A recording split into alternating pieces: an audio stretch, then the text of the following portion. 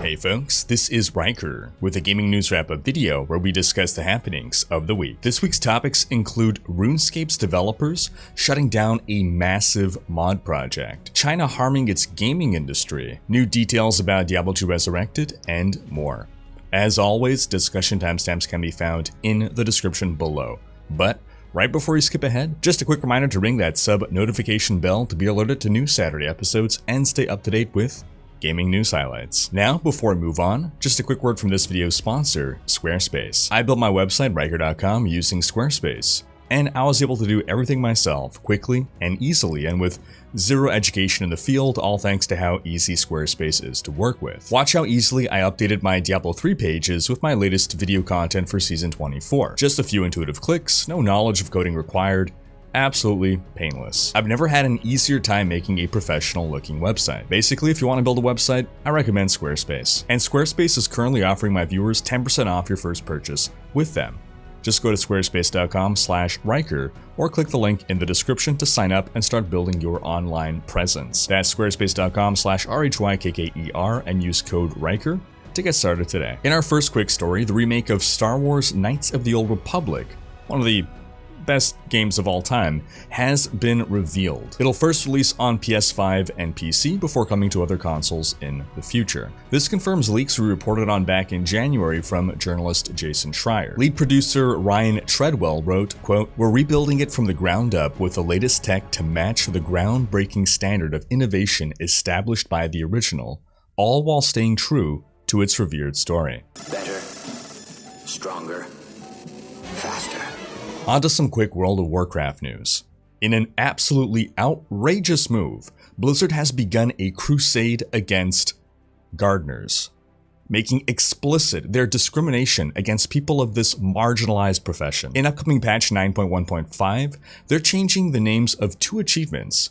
Bros Before Ho Ho Ho's is being renamed to Holiday Bromance, a clear move to remove references to one of Gardener's most important tools, the hoe. And the My Sack is Gigantic achievement is being renamed to My Storage is Gigantic, a clear affront to the most marginalized group of gardeners, sack gardeners, who grow plants and crops in sacks, generally due to a lack of space or arable land. Worse still, players noticed that Blizzard quietly removed a voice line from the game. A human character calls an orc a greenskin as part of a dialogue exchange, and they edited out the greenskin from the audio. As we all know, people who have a natural talent for gardening are known as green thumbs. So what we're observing is a deliberate pattern of behavior on Blizzard's part to erase gardeners from existence. In other quick news, the first trailer for the fourth Matrix movie, Matrix Resurrections, has released. Do check it out if you haven't. This is related to gaming because The Matrix is like the best VR game ever conceived. Onto a beefier story. A RuneScape mod that was in development for 2 years was shut down by RuneScape developer Jagex days before its planned launch. But then the community caused enough of an uproar to convince Jagex to not shut it down after all. At least not for a while. The mod, called RuneLite HD, was a complete visual overhaul of Old School Runescape, being developed by modder RS117. He posted to Reddit earlier this week saying, quote, "Yesterday, September 6, 2021, RuneLite HD would have been released. The code had been reviewed and bugs had been fixed. It was ready to go. You would have been playing with it right now. Yet, at the 11th hour, Jagex contacted me asking me to take it down in light of the reveal that they have a similarly themed graphical improvement project that is, quote, relatively early in the exploration stages. I offered a compromise of removing my project from RuneLite once they are ready to release theirs, in addition to allowing them collaborative control over the visual direction of my project. They declined outright." So it appears that this is the end. Approximately 2,000 hours of work over 2 years. A huge outpouring of support from all of you. I could never have imagined the overwhelmingly positive response I've had to this project. I am beyond disappointed and frustrated with Jagex, and I am so very sorry that, after this long journey, I'm not able to share this project with you. Jagex put out a public statement in a blog post saying, quote, "Yesterday, we contacted the developers of known HD projects and we asked them to stop development of their projects, because this is a project we are directly investigating at Jagex. We look forward to being able to share progress as our own in-house project with Old School's visuals unfolds. For some extra context, RuneLite HD was publicly announced over half a year ago and was highly anticipated by the community, so Jagex waiting this long to shut it down didn't exactly help matters. Well, the Reddit post got over 75,000 upvotes, which, in case that's not clear, means over 75,000 people upvoted the post.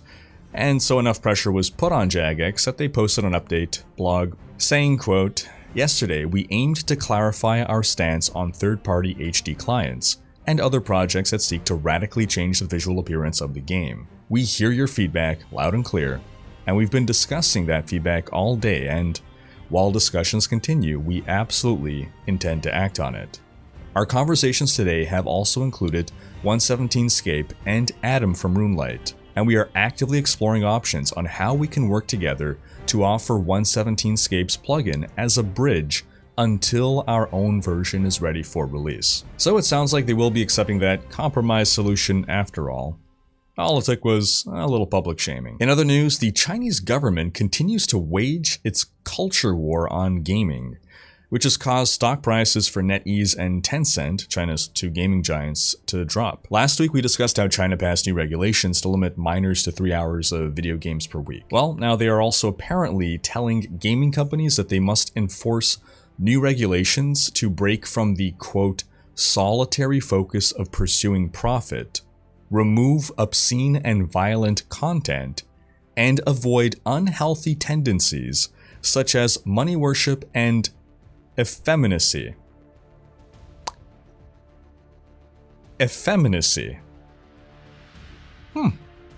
On to some quick Lost Ark news. After we learned that the game's Western launch has been delayed to 2022, many fans speculated that the real reason for this was because Amazon, Lost Ark's Western publisher, did not want the game competing with their own MMO New World, which releases on September 28th. Well, the devs have released a blog post explaining, at length, all the work that needs to be done and why things are taking longer than expected. Quote, "As you may know, we'll be publishing Lost Ark in English, Spanish, French, and German. That's 4 languages worth of quests, stories, skills, item systems, and any other in-game text that you can think of. And that doesn't even include the voiceover performances. Lost Ark contains nearly 3 million words of English text and is still growing. That's about the same length as every book in the A Song of Ice and Fire series, multiplied by 2. All this text must be translated first from Korean into English, then from English into French, German, and Spanish, so that all these languages have the same frame of reference. Regardless of the language you play in, everyone will be able to refer to the same NPCs and locations with the same terminology. Arkesia is an expansive world, populated by thousands of characters, roughly 4,500 of which have voiceover.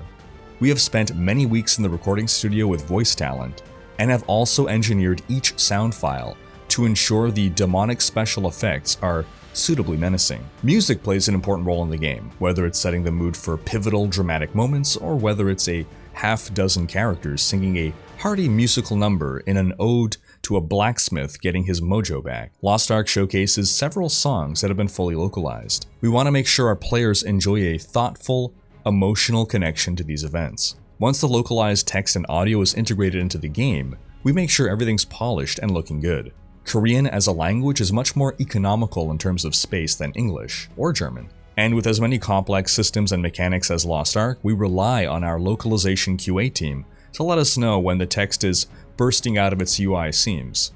It's a complex balancing act of figuring out how to shorten things so they are still understandable and intuitive, and when to tweak the user interface to allow more room.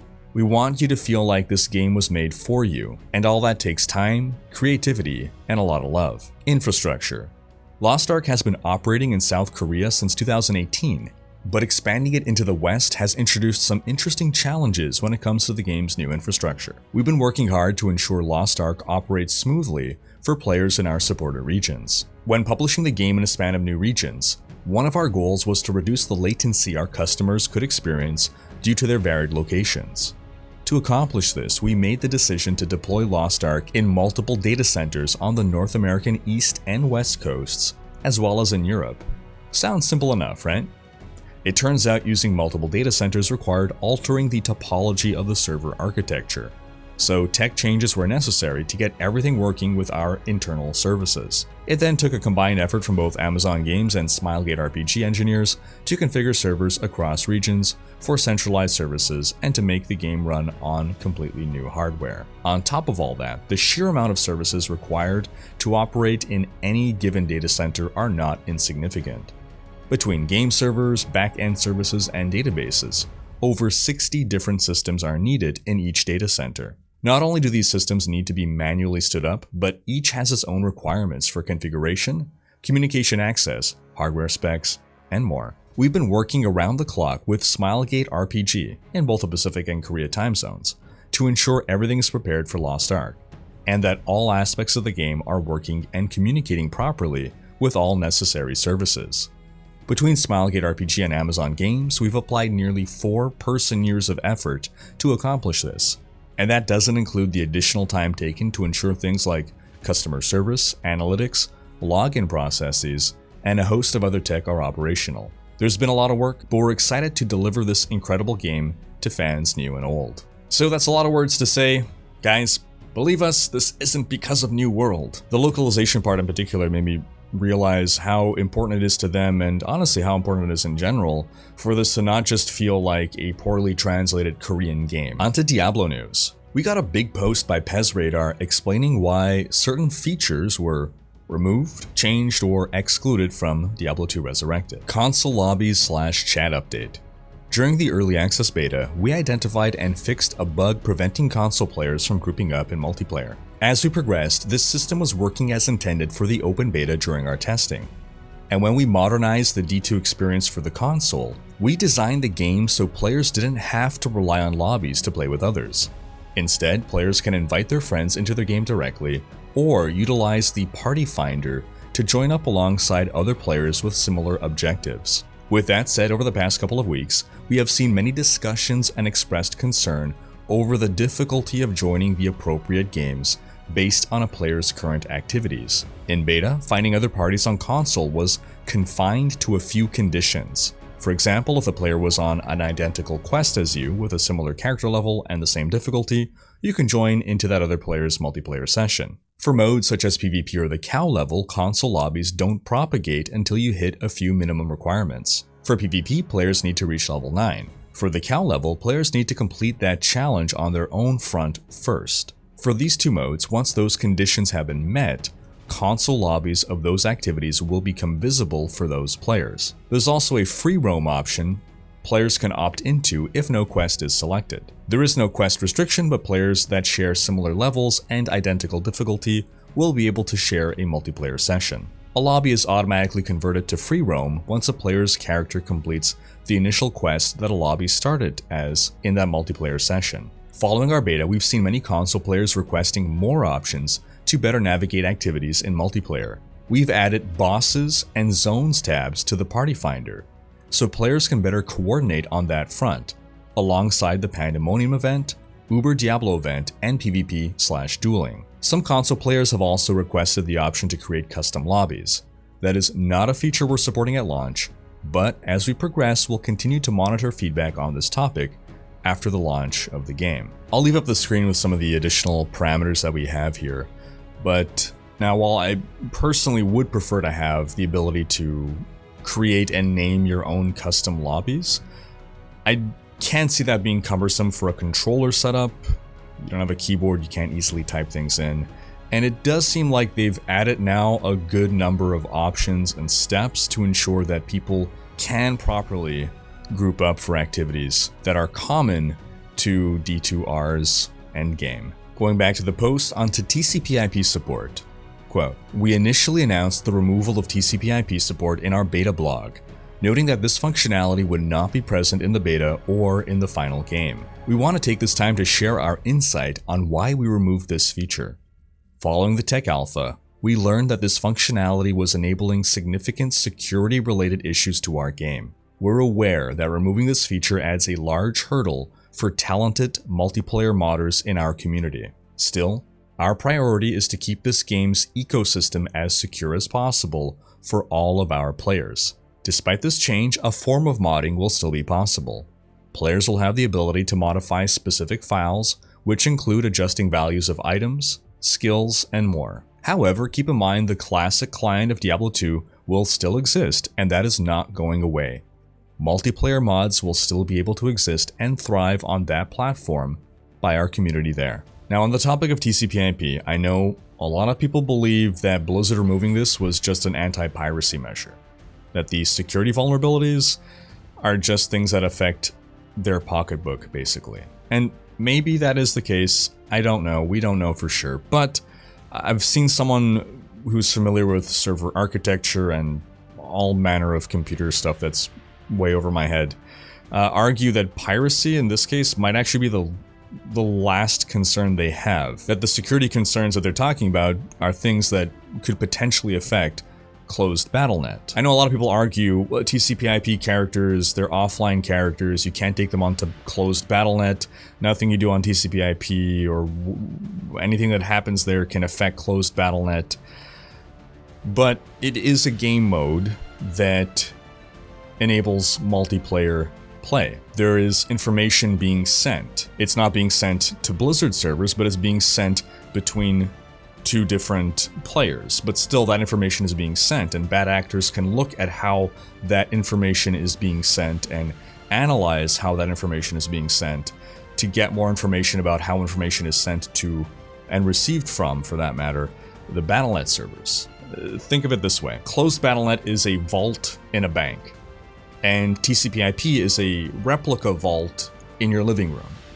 You can analyze the vault in your home to try to figure out how to break into the vault in the bank. It's still far more difficult to break into the bank vault because there are security guards, cameras, all kinds of stuff requiring some elaborate Ocean's 11 shenanigans, but you can still practice breaking a key piece of the security because you have that replica vault in your home. Blizzard, in disabling TCP/IP, is basically not allowing anyone to have those replica vaults. I still wish, though, that there was some kind of solution that allowed for multiplayer mods like Project Diablo 2 and MaiaNashira to make their way to D2R. Going back to the posts on ultrawide support changes. Ultrawide monitor support being modified was a subject we saw heavily discussed across our channels following the beta. In the tech alpha, players with ultrawide hardware saw their full 21:9 screens utilized during that test.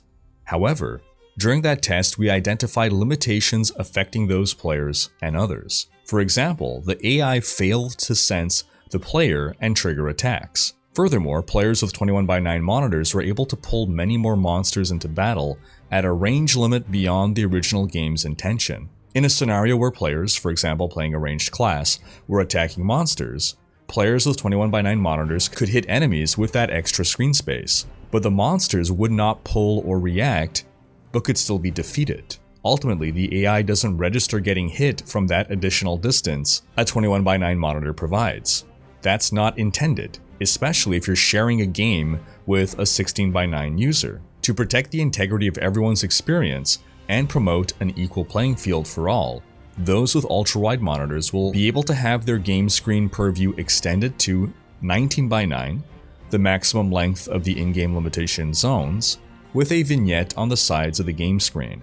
We recognize that players have spent a lot of money to assemble their 21:9 hardware setups, and seeing black bars may be frustrating for their experience, so we'll continue to watch these discussions and explore possible solutions that don't change how the game is played. This solution feels like a fair compromise. You still see further than a 16:9 player, you see up to 19:19, but not to the point where the monster AI stops working. Now you can argue, Blizzard's too lazy to reprogram the monster AI.